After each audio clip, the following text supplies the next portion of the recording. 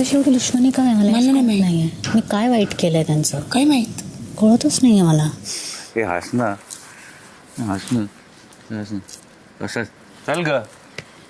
काय एवढं प्रत्येक टास्क झालं सिरियस नाही व्हायचं एवढं. मी अशीच आहे. मला वा. धोका नाही आवडत अजिबात. Big boss Marathi season 6 nomination task नंतर तन्वी रडताना दिसते, कारण की राकेश नॉमिनेट झाला आहे. पण फक्त हेच कारण नाहीये तिचं रडण्याचं. तिला राखीवरती एवढा भरोसा होता, पण राखीने नॉमिनेशन टास्कमध्ये पलटी मारली. राखीला गेम समजत होता, तरी पण तिने एक मजाक मस्तीमध्ये गेम नेऊन राकेशला स्वतः नॉमिनेट केलं.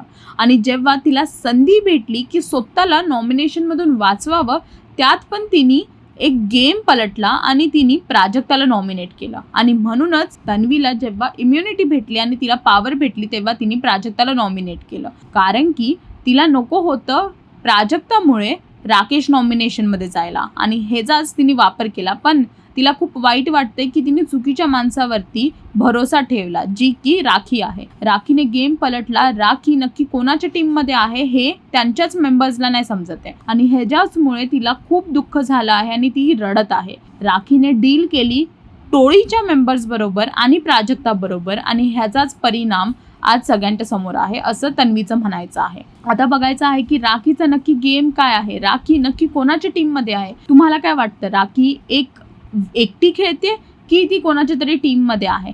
हे प्लीज कमेंट करून सांगा. आणि अजून अपडेट्ससाठी टेलीचक्कर रिजनल्सला सबस्क्राईब करा.